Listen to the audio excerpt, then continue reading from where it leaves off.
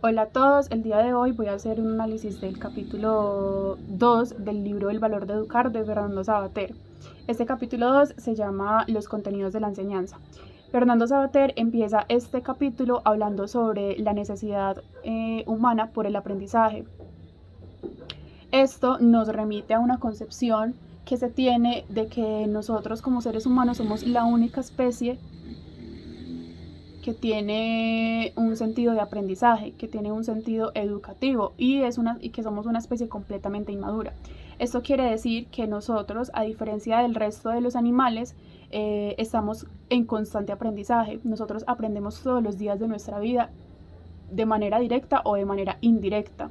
Aprendemos todos los días nuevas cosas y aprendemos hasta el último día de nuestra vida. Esto nos hace una especie que no está por completo finalizada, a diferencia de las otras especies o a diferencia de los otros animales que nacen y a través quizás de la imitación adquieren unas habilidades o unas capacidades que los hace ser precisamente ese animal.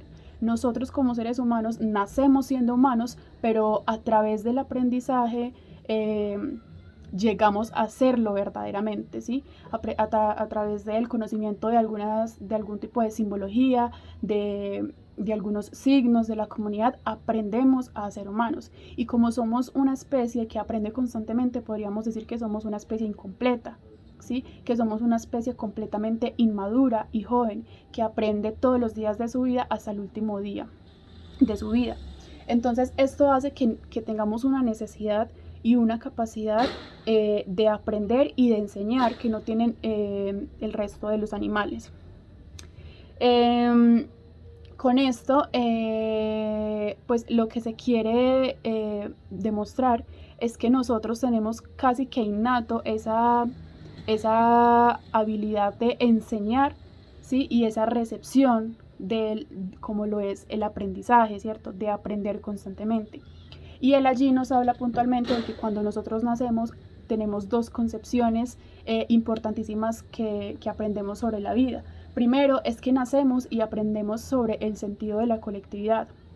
Y segundo, que aparte de aprender sobre el sentido de la colectividad, también tenemos una conciencia temporal. ¿Qué quiere decir? Cuando el ser humano nace, ¿sí? Lo primero que se le enseña es que hay muchas más personas a su alrededor, que no es la única persona y no que lo enseña, sino que lo aprende, ¿sí?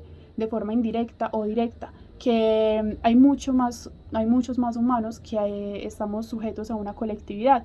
Y aparte de eso, se le enseña también que no solamente la colectividad está en el presente, sino que antes de nosotros han habido más personas, han habido más culturas, más tradiciones, personas que han hecho cantidad de cosas que nosotros seguimos haciendo. Entonces, esa concepción o esa conciencia de la sociedad y de la temporalidad son los dos fundamentos que aprendemos cuando nacemos, ¿cierto? O que nos enseñan de manera indirecta cuando nacemos. Entonces, esto para demostrar que nosotros constantemente estamos aprendiendo y también que tenemos una capacidad innata de enseñar. La enseñanza viene y no se habla aquí de la enseñanza en un sentido magistral, por decirlo así, o en un sentido completamente institucional, sino de una enseñanza que viene de la experiencia. Nosotros enseñamos lo que ya hemos vivido, podemos enseñar lo que ya hemos experimentado. Como ya hemos vivido, tenemos la completa capacidad de enseñar a quienes, aún así siendo mayores que nosotros, no han experimentado ciertas cosas. Entonces tenemos como de manera innata esa capacidad de enseñar y esa recepción también de aprender lo que se nos quiere enseñar. Entonces, a lo largo de la vida, nosotros aprendemos en comunidad. Es importante el otro para aprender. Aprendemos en conjunto lo que la otra persona me quiere enseñar, ¿sí? O lo que yo le quiero enseñar a la otra persona. Entonces allí hay un sentido de colectividad en el aprendizaje y también se empieza a hablar allí de entonces cuándo surge entonces la escuela, ¿cierto? Si aprendemos en comunidad lo necesario, por decirlo así, entonces ¿para qué la escuela? Lo que él va a mencionar allí es que a manera que vamos evolucionando, el conocimiento se va haciendo mucho más abstracto. Entonces, la escuela surge porque no todas las personas, a pesar de que todas las personas tengan la capacidad de enseñar, no todas las personas tienen la capacidad de enseñar algo en específico. ¿Qué quiere decir esto? Quiere decir que no todas las personas pueden enseñar algo, ¿cierto? Si bien podemos enseñar lo que ya hemos experimentado, no lo hemos experimentado todo en la vida. Entonces la escuela surge precisamente para ese tipo de saberes que son mucho más científicos, mucho más técnicos, ¿cierto? Y que tienen que ver mucho más con el ámbito en la modernidad, con el ámbito mecánico o con el ámbito técnico, instrumental, laboral, ¿sí? Entonces él empieza a hablar de una división que hay entre la educación y entre el sentido instrumental. Se remite a Grecia, en donde había siempre mucho más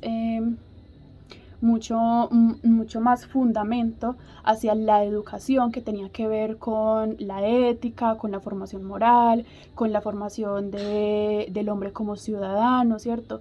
De un hombre ya pues de la polis, de un hombre pues que seguía hacia la virtud, hacia los valores, hacia el patriotismo. Mientras que por un lado entonces estaba ese sentido educativo que se tenía la concepción de la educación en el sentido de el forjamiento del carácter ciudadano, y por otro lado estaba el carácter instrumental, que era pues la persona que enseñaba, pero que enseñaba como los oficios, como pues un ingeniero o un artesano, un arquitecto, bueno, ese tipo de cosas. Entonces, a partir de ahí hay una división de la educación como tal, que educa al ser humano en sentido ético, en sentido moral, en sentido ciudadano, para forjar el carácter del hombre, y la educación la enseñanza, que se enfoca más en los contenidos instrumentales, en los contenidos laborales. Y él empieza a hablar allí de que actualmente ya no se tiene esa supremacía tanto de la ética, sino que a partir de la Ilustración, después del siglo XVIII, luego de la revolución industrial, por decirlo así, ya hay mucho más enfoque hacia los saberes más técnicos, hacia los saberes más mecánicos.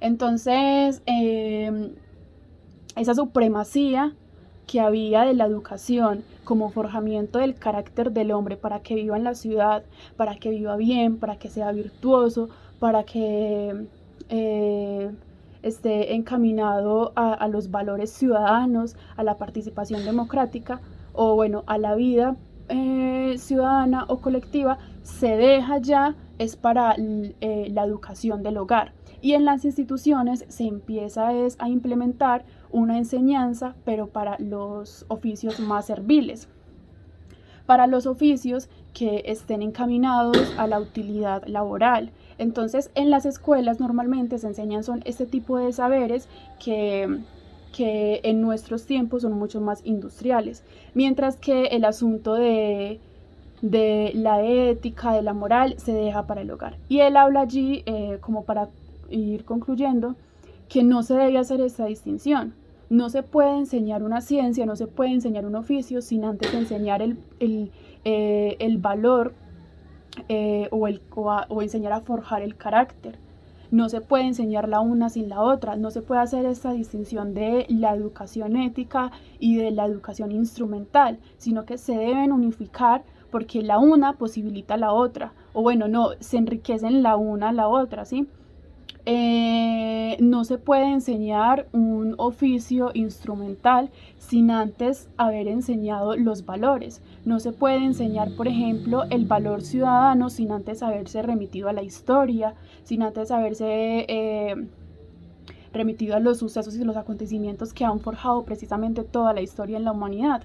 No se debe forjar o no se debe enseñar un oficio mecánico sin mostrarle al sujeto lo importante que son los valores, ¿sí?, para la vida cotidiana. Entonces él habla de una unificación que se deben hacer en las escuelas. En las escuelas se debe forjar hacia la construcción de una personalidad del niño, del estudiante, precisamente unificando esos dos aspectos, esos dos fundamentos. Bueno, eso era todo.